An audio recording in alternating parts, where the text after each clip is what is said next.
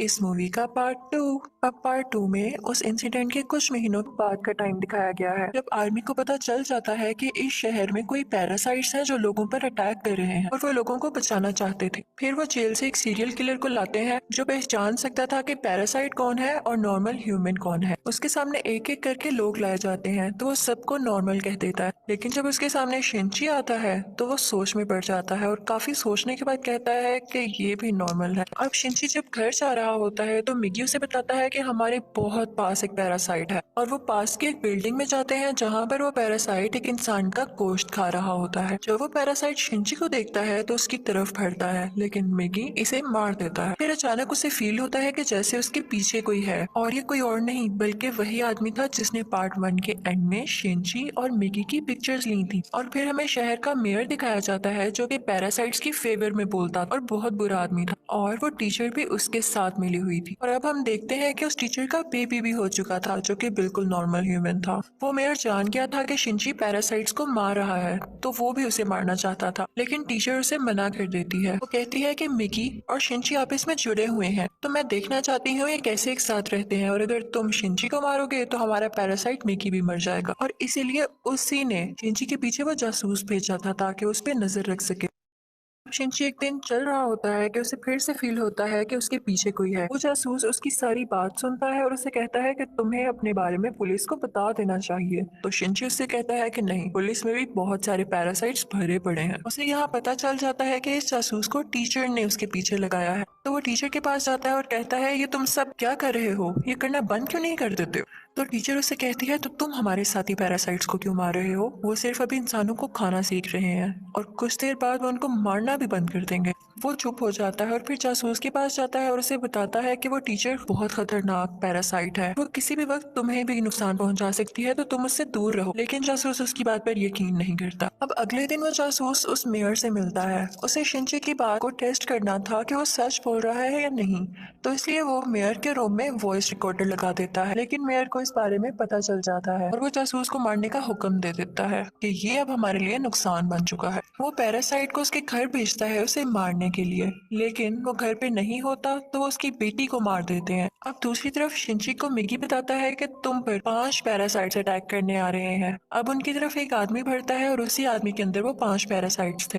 मिगी और शिंची उससे फाइट करते हैं और उसका सर उड़ा देते हैं। उन्हें लगता है कि अब ये मर चुका है, लेकिन अभी तो सिर्फ एक पैरासाइट मारा गया था और 4 अभी भी बाकी थे। बाकी के पैरासाइट्स उसके हाथ में आ जाते हैं और उसे कंट्रोल करने लगते हैं। अब वो टीचर मेयर से कहती है कि जब मैंने तुम्हें मना किया था कि तुम उस जासूस या शिंची को मारने के लिए पैरासाइट नहीं भिजवाओगे तो तुमने ऐसा क्यों किया। अब मेयर यहाँ पर नोट करता है कि उस टीचर के दिल में माँ बनने के बाद इंसानों वाले इमोशंस वापस आ रहे थे, तो इसे ये बात बिल्कुल अच्छी नहीं लगती। अब वो उस टीचर को मारने के लिए 3 पैरासाइट्स भेजता है, लेकिन चूंकि वो भी पैरासाइट थी तो उसको पता चल जाता है कि कोई उसे मारने आ रहा है और वो उनको पार्किंग में बुलाती है और उन तीनों से अकेले ही मुकाबला करके उन्हें मार देती है। लेकिन जब वो घर आती है तो वो देखती है कि उसका बच्चा वहाँ पर नहीं है और उसे एक नोट मिलता है जिस पर लिखा होता है कि तुम्हारा बच्चा मेरे पास है और ब्रिज पर मुझसे मिलने आओ। इनफैक्ट वो नोट उस जासूस का था। वो अपनी मरी हुई बेटी का बदला लेना चाहता था टीचर के इस बेबी को मारकर। वो टीचर घबराते हुए शिंची को भी अपने साथ वहाँ लेकर जाती है। तो शिंची उस जासूस को बताता है कि तुम्हें इसे मारकर कुछ नहीं मिलेगा क्योंकि ये बेबी एक नॉर्मल इंसान है। इसी दौरान आर्मी भी वहाँ पर आ जाती है और उन्हें पता चल जाता है कि मेयर ने अपनी बिल्डिंग के अंदर बहुत सारे पैरासाइट छुपाए हुए हैं।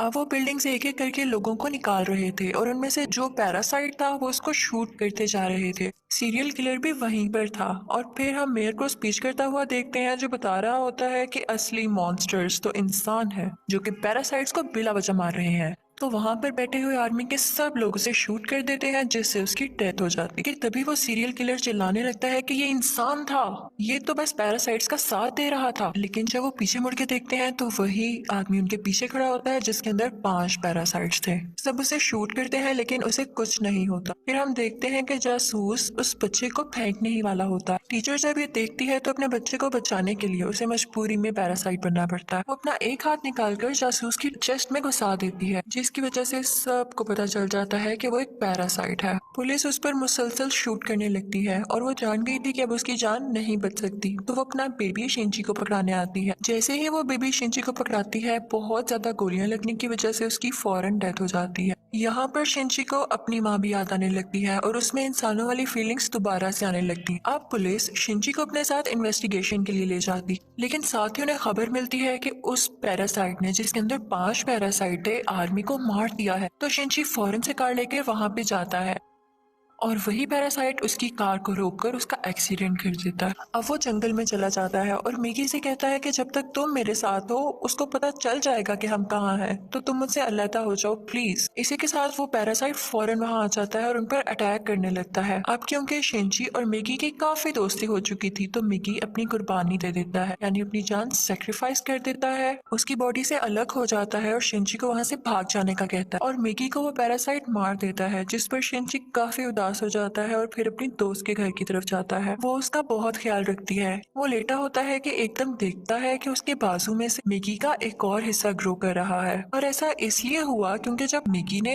अपने बॉडी सेल्स से उसकी बॉडी को ठीक किया था, तो मिगी के सेल्स भी तो उसकी बॉडी में आ गए थे, इसलिए वो चाहता तो दोबारा ग्रो कर सकता था। शिंची को फील हो गया था कि अब ये दोबारा आ रहा है तो उस पैरासाइट को दोबारा से पता चल जाएगा कि मैं कहाँ हूँ, तो अपनी दोस्त की जान बचाने के लिए उसको बाय कहकर वहां से चला जाता है। लेकिन जैसे ही वो बाहर जाता है तो वो पैरासाइट उसे पकड़ लेता है, लेकिन एक फैक्ट्री में पहुंचकर शिंची एक केमिकल रोड उसकी बॉडी में घुसा देता है, लेकिन उसे कुछ नहीं होता। तो वो कहता है कि तुम मुझे क्या समझ रहे हो, मैं तो तुम्हें मारकर बाकी इंसानों को भी मार दूंगा और फिर मैं और बाकी पैरासाइट्स इस दुनिया पर रूल करेंगे। वो उसे मारने ही वाला होता है कि मिगी फौरन से उसकी बॉडी में दोबारा ग्रो कर जाता है और उस पैरासाइट पर अटैक कर देता है। इसी के साथ उसकी बॉडी में कुछ होने लगता है और वो तड़पने लगता है। तो मिगी शिंची को बताता है कि जिस रोड से तुमने इसको मारा उस पर बहुत केमिकल्स लगे हुए थे और अब पैरासाइट्स इसकी बॉडी में नहीं रहना चाहते, और एक एक करके सब पैरासाइट्स उसकी बॉडी छोड़ देते हैं और अब सिर्फ उसकी बॉडी का ढांचा बाकी रह गया। तो शिंची वो उठाकर नीचे आग में फेंक देता है, जिससे फाइनली उसकी डेथ हो जाती है। अब हमें काफी दिन बाद का टाइम दिखाया जाता है जब सब कुछ नॉर्मल हो चुका है। तो मिगी शिंची से कह रहा होता है कि अब जैसा कि इस दुनिया में कोई भी पैरासाइट नहीं रहा, तो हमें भी साथ नहीं रहना चाहिए, मैं तुमसे अलग हो जाऊंगा। लेकिन शिंची उसे मना कर देता है,